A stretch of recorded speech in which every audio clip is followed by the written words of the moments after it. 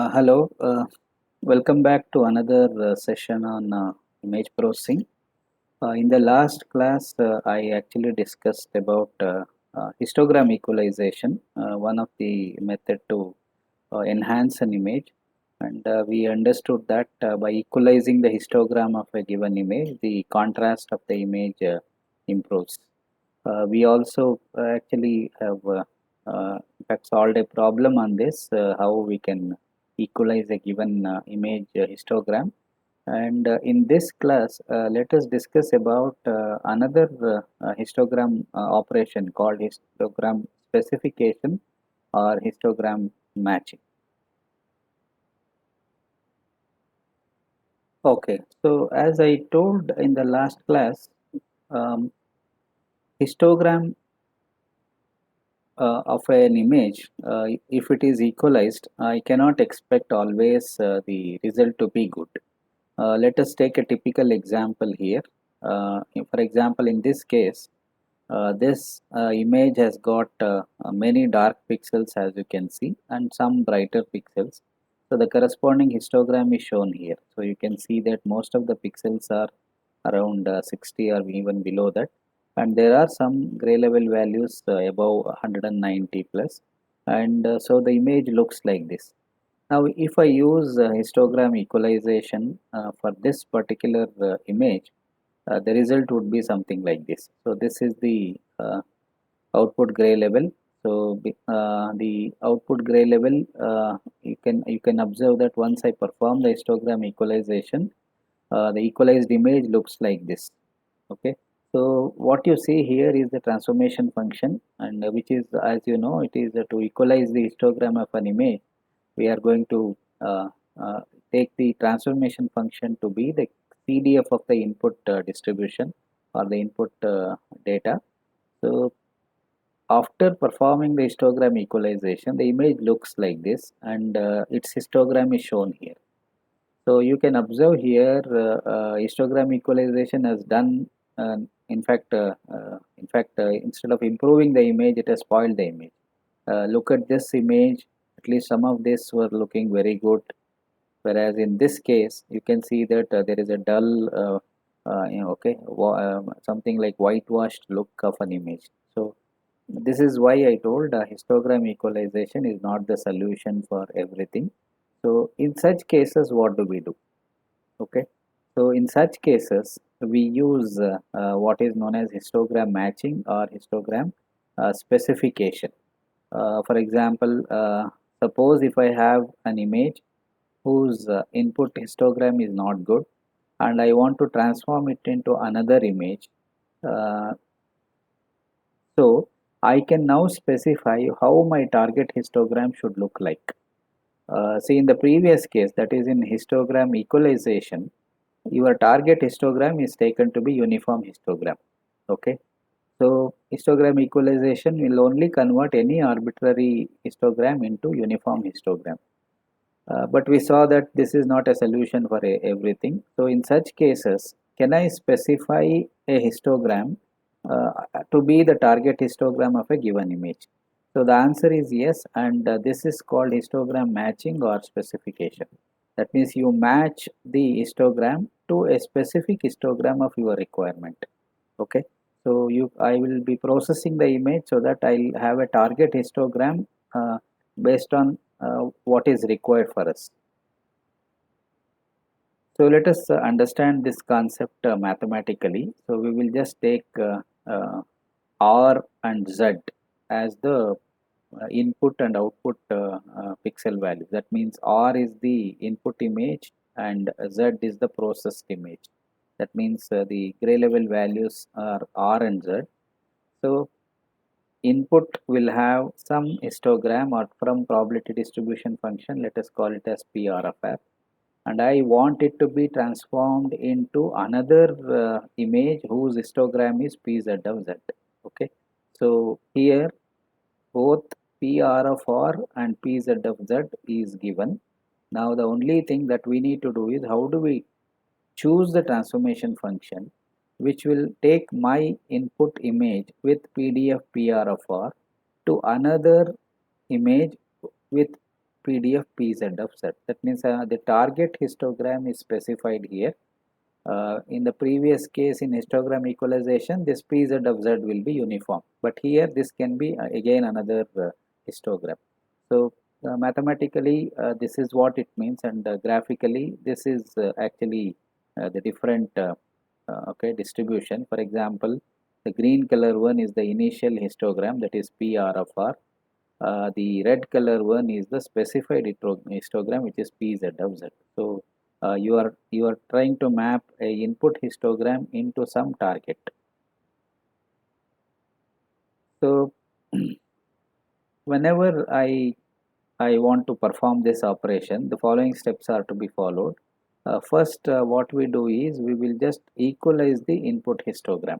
So last class we have discussed that to equalize the histogram of an image, I have to choose the transformation function to be the CDF of the input distribution. So this is the CDF. So you have equalized.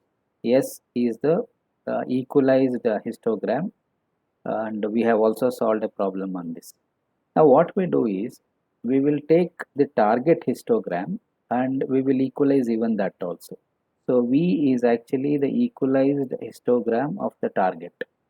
So I have equalized the input histogram and I have equalized the target histogram, and since both of them are equalized, now your V will be same as S because they are both of them will have uniform distribution. So when this is the requirement, then we can now solve for Z by just taking inverse of S. So G inverse of S will give me Z, and you know S has come from transforming R into S. So G inverse of transformation of R. So these are the steps to be followed. First, I should obtain the transformation function to equalize the input histogram, then the transformation function to equalize the target histogram. Now equate V and S, obtain the inverse transformation function, and thereby obtain the output image by using the inverse transformation. Okay. So this is, in fact, we are assuming that the input histogram is actually continuous here, but for a discrete case, we have to follow a different step. Now, pictorially, I can represent this whole operation by the following. So I will choose a transformation function that equalizes the input gray level R into a target S, which is equalized. Okay. I will also take the input, the target image, its histogram is equalized by using a transformation function. Now what I do is, if I want to map RK to some specific value, I will just go to RK and locate where does it stand at when it is equalized, SK, and now try to in fact identify this value of SK in the equalized histogram of the target and see from where it has come from. Okay, so now all RKs should be replaced by ZK.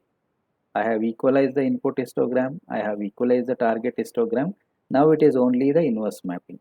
So just take every input gray level, identify where does it fall when I equalize it, and now try to locate this in the equalized histogram of the target and just see from where it has come from. So which means that all RKs now are transferred or modified as ZK. So this is pictorially how we can represent histogram specification. Now to do this on a discrete image, so the only change that all of you know is integration becomes summation here. So compute the histogram PR of the given image and use it to find SK. So this is how the CDF of the input distribution can be determined. So you can easily find probability of each of the gray level value by just counting the number of times it is repeating and divide it by the number of pixels. So this will equalize the input histogram, and do the same thing for the target histogram. Now try to use the values of G and find the corresponding ZQ such that the value is closest to SK. Okay, which is the procedure that we have explained here. Okay, So let us try to solve this problem by taking a typical example. So let us take a 64 cross 64 8-bit image. The distribution PR of R is given here. So in fact it has 8 gray levels, as you can see. It's not 8-bit, sorry, it is a 4-bit image. Um, in fact, I am using 8 different gray levels, or it is 3-bit image. So 0 is the input gray level, 1, 2, 3, 4, 5, 6, 7. So there are 8 gray levels, and the corresponding distribution of each of these gray level is given. So 790 zeros are there in the image, 1023 ones, 850, etc. Okay, so this is the output, sorry, number of pixels of each gray level. Now the corresponding probabilities are given here. So 790 divided by 64 into 64 will be 0.19, 0.25, etc. So this is the input histogram. In fact, we have solved this problem where we have equalized this. That means the target histogram is uniform. Now the target histogram is specified. So the input histogram looks like this, and I want the target histogram to look like this. That means I don't want any 0 or 1 or 2 in the output image. The probability of occurrence of 3 should be 0.15, 4 should be 0.2, 5 should be 0.3, 6 should be 0.2, and 7 should be 0.15. So this is the target histogram, this is the input histogram. So it is plotted here. So input image will have this type of distribution, and I want the target image to have this type of distribution. So this is required. Now we need to solve this problem. Observe this tabular column very carefully. So you are given the input gray levels 0 to 7. Of course, if you can normalize by just dividing it by 1, you will have the values as the normalized gray levels here, 0 to 1. Now number of pixels is also given. This is the given data. The corresponding probability is calculated. So this is what is given as a problem. The desired distribution is also given.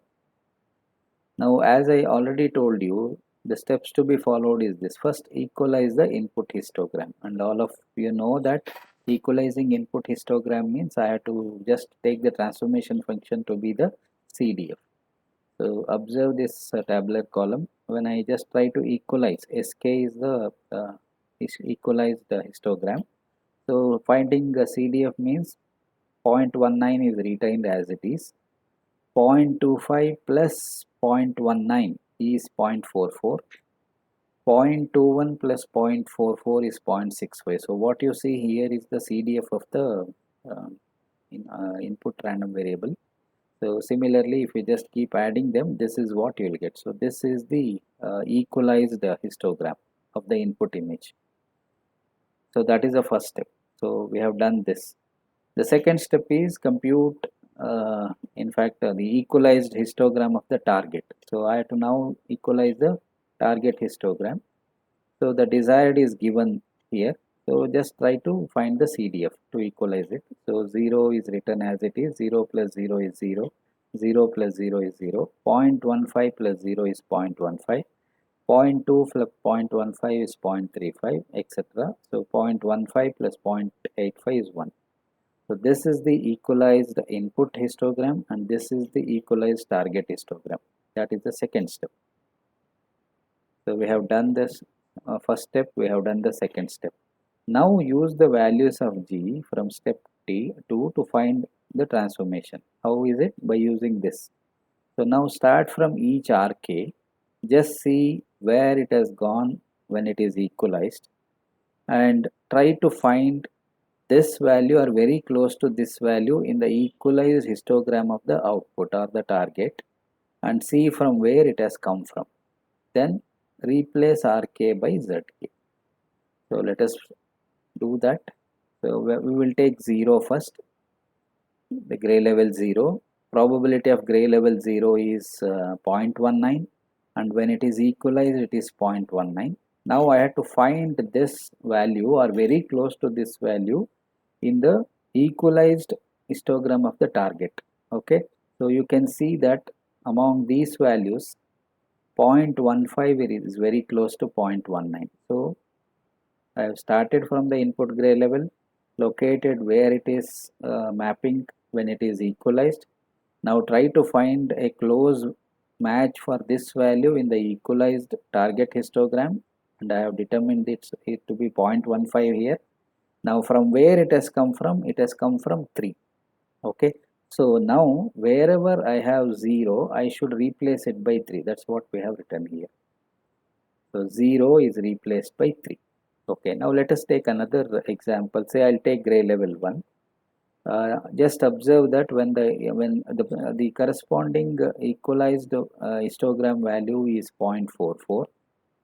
So this value or very close to this value should be located here. So you can observe here there is no value equal to 0.44. So the only value that is close to 0.44 here is 0.35. Okay, so where has it come from? It has come from 4. Okay, so which means that now 1 has to be replaced by 4. I'll again explain one more. For example, 0.28, sorry, gray level 2. Gray level 2, the corresponding equalized value is 0.65. Now try to locate this 0.65 in the target, and in this case actually there is a 0.65 here. So 0.65 from where it has come from? 5. So replace 2 by 5. That's what is done here. Similarly, do it for all the gray level values and just observe. For example, take the uh, probably we'll take this one, that is gray level 5. Now gray level 5 is mapped to 0.95, and a value very close to 0.95 in the equalized target histogram is 1 only. Okay, so therefore I should map all 5s to 7. That's what is done here. Similarly for other values. So this is how you can perform histogram specification. So the problem will be you will be given the input histogram, you will be given the target histogram, equalize this, then try to take each of the input gray level, locate its value when it is equalized, and try to find a close match to this from the equalized target histogram, and copy this corresponding value to the input gray level. So all zeros are mapped as 3, ones as mapped as 4, etc. Okay, so if you perform this type of histogram specification, you will be now mapping an input image with some arbitrary histogram into another output image which will have this type of desired probability histogram. So this is an example image. What is given here is this is a specified histogram. That means uh, we need to have a histogram which follows this particular shape. That means I should have maximum number of black pixels, and of course from here to here the number of pixels will decrease. Again beyond 192 to 255 I want it to be like this. Now if you perform such type of histogram specification, the output image will be like this. So just compare the input image. This was the input image, so the corresponding output image is this. So you can observe that this portion particularly has improved a lot, and the the specification has not actually in fact corrupted the image. In fact it has improved the image. So this is how I can use histogram specification for transforming a given image with some arbitrary histogram into another image with a specific histogram. So with this we complete the concept of histogram specification, and in the next class we will discuss some more enhancement techniques that would be used in spatial domain. Thank you.